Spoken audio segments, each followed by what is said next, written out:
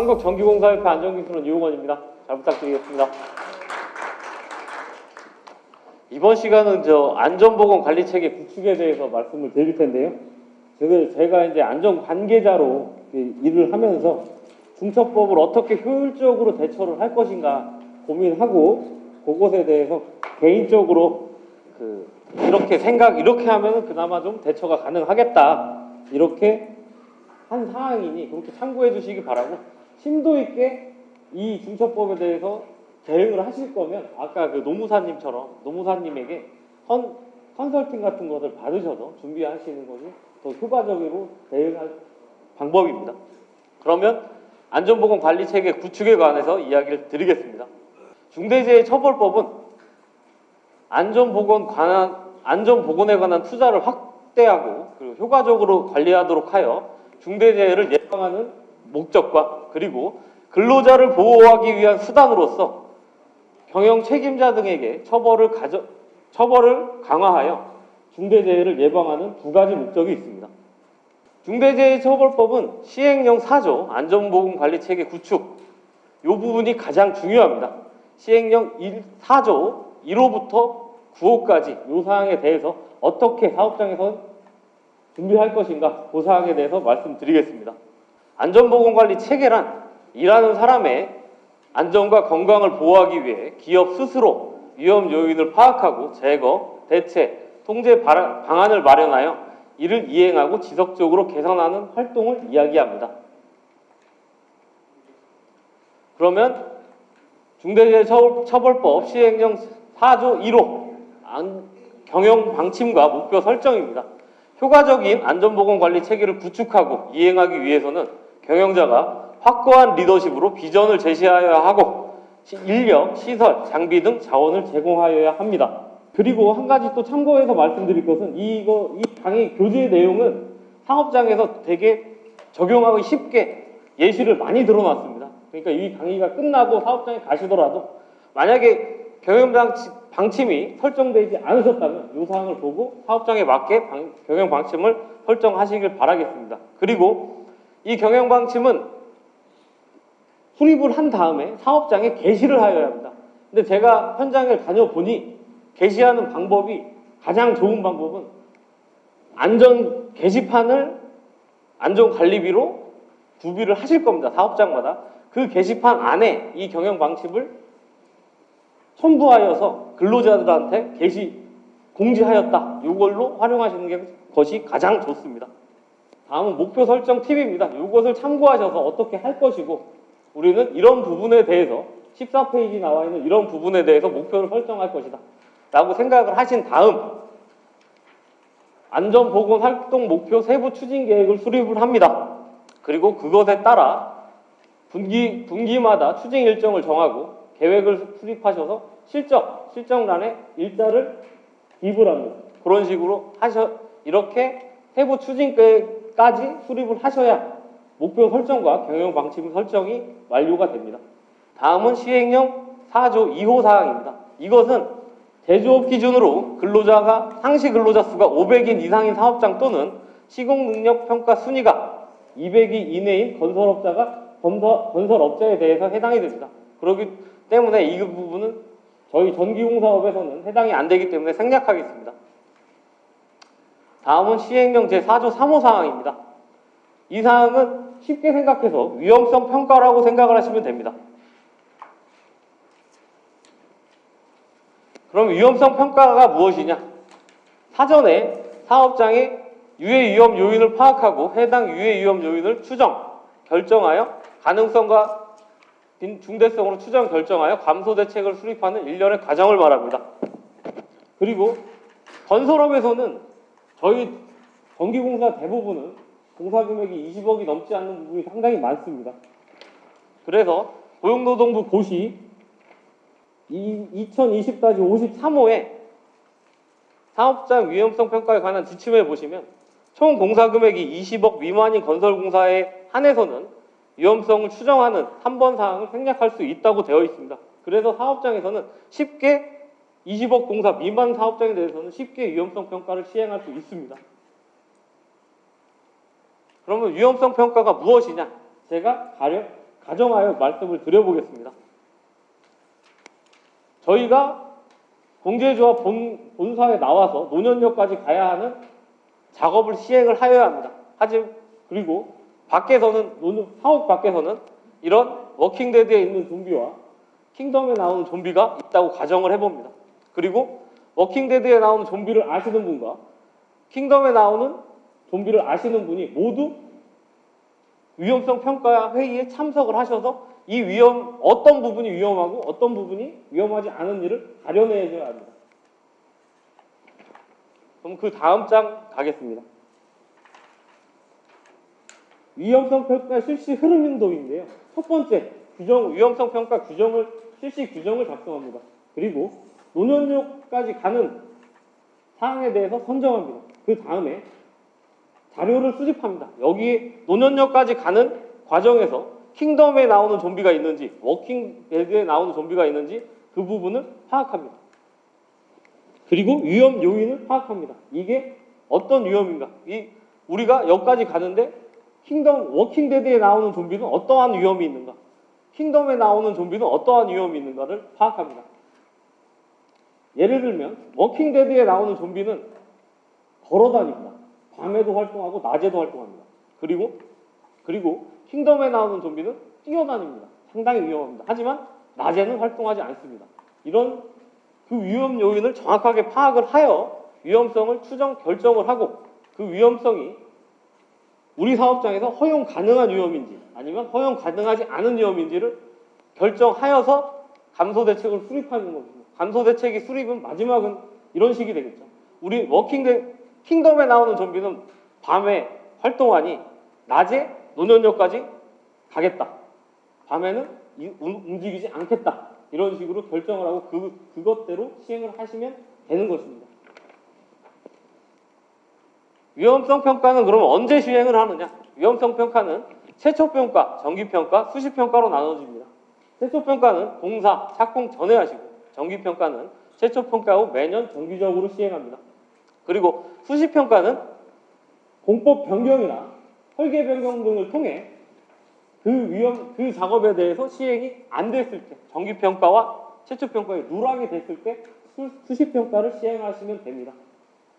중대재해 감축 로드맵입니다. 정부에서 가장 중요하게 생각하는 것이 정부의 중대재해 감축 로드맵이거든요. 첫 번째로 나오는 것이 위험성 평가입니다. 정부에서도 강조하는 만큼 사업장에서 반드시 위험성 평가를 시행을 하셔야 합니다. 재해 예방을 필요한 안전보건에 관한 인력, 시설, 장비, 구비와 개선에 필요한 예산을 편성하여야 합니다. 이 사항은 제가 생각했을 때는 제조업 기준으로 발생이 된 것 같습니다. 건설업 기준으로는 안전관리비란 제도가 있습니다. 안전관리비는 해당 사업장의 근로자를 위해 재해 예방의 목적과 건강 증진을 위한 비용으로 모든 비용을 안전관리비로 사용할 수가 있습니다. 하지만 제조업은 그런 규정이 없거든요. 그래서 요 시행령 4조 4호가 있는 것 같고요. 그렇다면 합리적인 부분, 제가 걱정되는 부분이 이 합리적인 부분입니다. 예산 규모가 중요한 것이 아니라 합리적으로 개선에 필요한 예산을 편성하여야 한다. 제가 고용노동부 직원들이나 근로감독관을 만났을 때 그 간담회를 참석해 보면 건설 쪽 안전관리자들이나 건설 쪽 부분에서는 모두 안전관리비가 부족하다고 이야기합니다. 하지만 저희 전기공사업체 같은 경우는 안전관리비도 쓸 수가 없거든요. 건설업체의 안전관리 부족한 부분을 건의를 하면 고용노동부에서는 안전관리비는 공사를 함에 있어 최소한으로 들어가는 비용을 법적으로 정해놓은 것이라고 이야기를 합니다. 그것을 초과하는 게 당연한 것이라고 이야기를 하거든요. 하지만 저희 전기공사업체에서는 이것을 사용할 수가 없습니다. 그렇기 때문에 현장에 실행을 짜실 때 안전관리비가 100원이라면 실행을 200원으로 잡아주시고 그리고 그것에 대해서 증빙을 받아볼 수 있어서 그 부분에 대해서 우리가 증빙 처리를 하시는 것이 상당히 중요하게 생각이 됩니다. 그리고 이거는 안전보건 예산 편성 예시입니다. 다음은 시행령 제4조 5호 사항입니다. 관리 책임자 등에게 해당 업무의 수행에 필요한 권한과 예산을 줄 것, 그리고 해당 업무를 충실하게 수행하는지 평가 기준을 마련하고 반기 1회 이상 평가 관리할 것. 이 부분은 지금 그 온유 파트너스와 한국제각에서 이 부분은 이행하지 않았다고 해서 처벌을 받았습니다.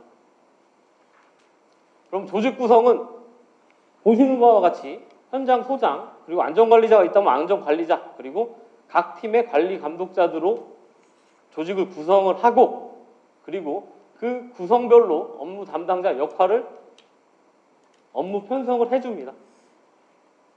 업무 분장을 하고, 이런 식으로 업무 분장을 사업장에서는 시행을 하셔야 합니다. 그리고 시행하시고 그 부분에 대해서 위임 정결표 규정을 만들어서 그 부분 해당하시는 부분이 어디까지 권한이 있다, 이렇게 만들어 놓으셔야 합니다. 그리고 단기 1회 그 부분에 대해서 어떻게 평가 기준을 수립하고 그리고 평가 시행을 하여야 합니다. 계속 말씀드리지만 교재 사항을 사업장에선 최소한 만들어 놓으셔서 이 교재를 참고하셔서 사업장에 만들어 놓으시길 바랍니다. 그리고 시행을 하시고요. 그 다음은 시행령 제4조 6호 사항입니다. 이 부분은 저희 전기공사 건설업 같은 경우 지금 올 7월 1일부터 50억 공사부터 120억 공사에 하나요. 겸직 안전관리자를 선임할 수 있도록 하였고, 120억 이상 공사는 의무적으로 안전관리자를 선임해야 된다는 부분입니다. 그래서 정해진 수 이상의 안전관리자를 배치해라, 이런 사항입니다. 근데 저희 전기공사 같은 경우는 대부분 전담 안전관리자로 선임을 하시더라고요. 하지만 겸직 안전관리자로 선임을 하셨을 때는 고용노동부 고시 2022-14호를 의거하여 업무 수행 시간을 확보해 주셔야 합니다. 그래서 제가 생각했을 때는 안전관리자를 선임하게 될 때는 전담 안전관리자를 선임하고, 그리고 그 안전관리비가 만약 초과되었다 그랬을 때는 우리가 이렇게 안전 예산을 확보하고 쓰고 있다, 이런 식으로 증빙하시는 것이 효과적이라고 생각을 합니다. 다음은 시행령 제4조 7호 사항입니다. 근로자 의견 청취, 의견을 청취하고 개선 방향을 마련하는 사항입니다. 산업안전보건법에서는 산업안전보건위원회와 그리고 도급사업의 협의체를 통해 근로자 의견 청취를 할 수 있습니다. 하지만 전기공사업 대부분은 해당되지 않습니다. 안전보건협의체 같은 경우는 도급사 빼고 수급사가 있어야 되는데 수급사를 하지 않고 대부분의 전기공사는 직영으로 공사합니다. 그렇기 때문에 협의체를 구성할 수가 없습니다. 만약에 구성을 하셔서 협의체 회의를 하신다면 여기에 나오는 교재에 나오는 심의 의결 사항에 대해서 의결을 해야 됩니다. 그 사항을 하지 않는다면 그것은 협의체로 간주할 수가 없습니다. 그래서 하신다면 이렇게 교재대로 하시고요. 그리고 그 다음은 산업안전보건위원회를 통해서 근로자 의견을 청취할 수 있습니다. 하지만 산업안전보건위원회의 의무 설치 규정은 공사금액이 120억 이상일 때 설치 의무가 있습니다. 저희 대부분의 전기공사는 설치 의무가 없기 때문에 이 부분도 대처하기가 어렵습니다. 만약 그렇다면 우리가 산업안전보건위원회도 하지 않고 도급사업의 협의체도 하지 않고 노사협의체도 하지 않는데 그럼 근로자 의견 청취를 어떻게 할 것이냐. 하지만 근로자 의견 청취는 상당히 중요합니다. 이 사고는 재작년 여주에서 발생한 사고 사례입니다. 전기업을 하시는 분들은 모두 알고 있는 사례인데, 신규 송전 작업을 위해 작업자가 COS 홀더 설치 작업 중 맨손으로 보호구를 착용하지 않은 상태로 직접 조작하여 감전 사망한 사고입니다. 이 사항에 대해서 제가 우연치 않게 재발 방지 대책을 세우러 그 사업장을 갔는데요. 그 공사는 한전 단가공사였습니다. 고압 단가공사라서 한전에서 요구하는 안전 보건 기술에 대한 부분은 다 준비하고 있었습니다. 그리고 안전 보건 경영 시스템을 시행하는 사업장이었습니다. 하지만 근로자 의견 청취가 되지 않아 사고가 났다고 생각합니다. 이 부분은 매스컴에서는 신규 근로자로 이 업에 종사하신 지 8개월 됐다고 하였는데 제가 확인한 결과 2년 8개월이 배전공이었습니다. 이 작업에 대해서 맨손으로 조작하면 안 된다는 부분을 충분히 인지하고 있을 것으로 사료되는 분이셨습니다. 하지만 어떤 부분이 있었냐? 그 위험사항을 이야기할 수 없는 사업장 분위기가 있었습니다. 그 작업자가 너무 고압적인 현장 소장님, 작업 팀장이 있으셨고 그분에게 자연스럽게 이 부분이 위험합니다 라는 의견을 청취할 수 있는 제도가 없었습니다. 그래서 사고가 난 것으로 사료됩니다. 그렇다면 이 중요한 근로자 의견 청취 부분을 어떻게 전기공사업에서 할 것이냐? 산업안전보건위원회는 설치 의무가 없습니다. 그리고 도급사업의 협의체 또한 직영으로 공사하기 때문에 전기공사는 설치 의무가 없습니다. 그렇다면 작업 전 안전 미팅을 통해 우리는 근로자 의견 청취를 할 수 있습니다. 이 작업 전 안전 미팅, TBM, 이 사항은 상당히 중요한 안전 서류입니다. 이 작업 전 안전 미팅은 한 장당 10분씩 근로자 교육으로 인정받을 수 있습니다. 그리고 중대재해처벌법 시행령 제4조 7호의 근로자 의견 청취 부분으로도 활용할 수 있습니다. 그래서 사업장에서는 이 안전회의를 차곡차곡 모아 놓으셔서 시행령 4조 7호 이 부분에 대해서 근로자 의견 청취한 것으로 자료를 쓰시고, 그리고 필요하다면 위험성 평가에 대해서 확인을 한 자료로도 쓸 수 있습니다. 그리고 교육에 대해서도 누락된 부분이 있다면 그 부분에 대해서 한 장에 10분씩 교육 자료로 인정받을 수도 있는 사항입니다. 그래서 사업장에 돌아가시면 꼭 작업 전 안전 미팅을 하시고 그 작업 참여자에 대해서 근로자 서명까지 받아 놓으시길 바라겠습니다. 그리고 신고 제한 절차 마련이 있습니다. 이 부분은 사업장의 신문고 등을 통해서 무기명으로 어떤 부분에 대해서 개선 방향에 대해서 익명을 보장해서 그 부분에 의견을 청취하는 부분입니다. 그렇다면 작업 전 안전 미팅, TBM 어떤 것이냐? 작업 시작 전 현장에서 소규모로 단시간에 실시할 수 있는 이점이 있습니다. 그리고 안전 확보를 위한 세부적인 작업 방법 등을 결정할 수 있는 이점이 있습니다. 그래서 상당히 사업장에서 시행하기가 쉽습니다. 다음은 시행령 제4조 8호 사항입니다. 페이지 수는 32페이지입니다. 근로자는 지금 현재 가장 중요하게 노동부에서 이야기하는 것 중 하나가 근로자의 작업 중지권입니다. 그리고 비상사태가 발생되었을 때 매뉴얼을 마련하고 해당 매뉴얼에 따라 조치하는지 반기 1회 이상 점검하여야 합니다. 그렇다면 작업 중지권을 어떻게 홍보할 것이냐? 앞서 온유 파트너스 사망사고 판결문에는 근로자가 작업 중지권을 발동하지 않았다, 이렇게 내용이 들어가 있습니다. 하지만 그 작업 중지권을 홍보하기가 매우 어렵습니다. 그래서 안전보건, 아까도 말씀드렸다시피 안전보건 게시판에, 사업장의 안전보건 게시판을 설치할 때 이런 작업 중지권을 기입하는 것입니다. 그게 가장 효과적으로 현장에서 작업 중지권을 홍보, 알림, 이 절차를 시행하는 방법입니다.